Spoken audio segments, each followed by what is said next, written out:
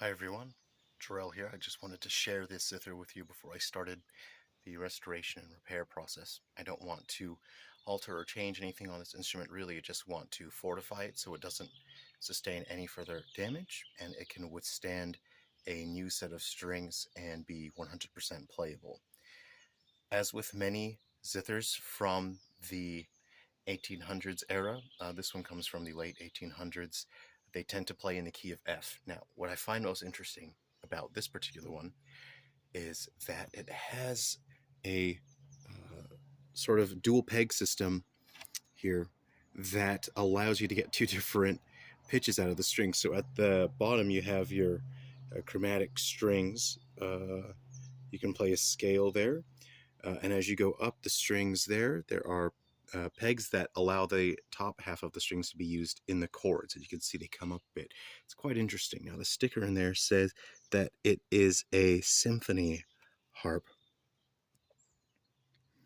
and that allows you to see. If I zoom in there, maybe I don't know what the lighting is there. Actually, you have A flat, B flat. Yeah, okay. So it's a little different than I first thought. So I want to take enough sufficient pictures of this as well.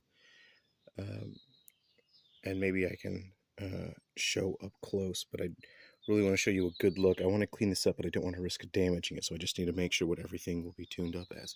So what I'll be doing is replacing the strings with lighter gauge. Now these bottom ones, they'll have to remain the same, or it'll be kind of confusing if you try to play that. But for the chords, I'll be using significantly lighter gauge and then tuning the strings to the pitch up or down, so that you're still getting the same chord, but there will be significantly less tension. Now there's quite a bit of damage on this unit. I'll just carefully bring this down. But this is actually, for this particular instrument, it is in great condition. So that's going to need some gluing. And at some point, someone had attempted some cowboy luthier repairs. And you can see there are like carpet nails or furniture nails all along the top there, which would not have been part of the original construction. So that's pretty rough. That's not a great job, but us cowboy luthiers are not real luthiers. We just sort of fix things and get things working for a little while longer. So this attempt would have been made at some point. Probably someone who maybe didn't have good glue to work with, because I see glue seeping out the sides there. Now, it's best to use hide glue on these so that in the future, if any repairs need to be performed, it would facilitate that. And that I can see glue seepage out the side there. So that doesn't look like hide glue. This seems like some sort of, I don't know what that is. I can't really tell what that is. So hopefully I'll be able to clean that up enough, and I'll have something to work with here. So this is an interesting instrument. It, I could strum it, but it's not going to make any particular good kind of sound really, because it's not tuned up or anything. But you have your chords there, and it's quite interesting because the strings, they sit low, and you can sort of see they hover. Some right up down there, and then some go underneath. Now, some older zither, there's one older harp-alike I'm repairing, and it's frustrating because the bottom plate is fixed onto the instrument permanently. It was not meant to be removed, and that means that the strings were never meant to be replaced on that other harp-alike, which is really frustrating. Now, the mechanism for replacing the strings on this guy is not one that I've seen before. This is my first time seeing this.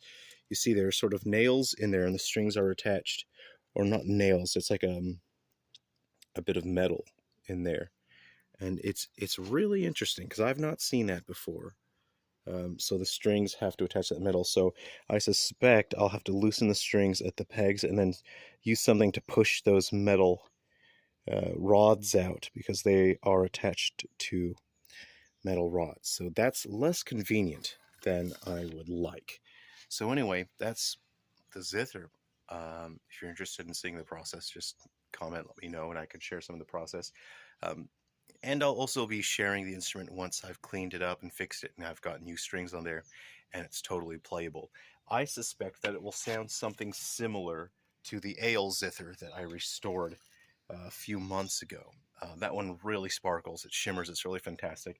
I have videos of that ale zither on my list of videos, but I'm not a YouTuber, so please don't like or subscribe because I don't. This isn't something that I do as like a full time thing. I just want to share my hobby with you guys. So take care of yourselves, and I hope you're looking forward to seeing this guy playable. I'll be working on this now.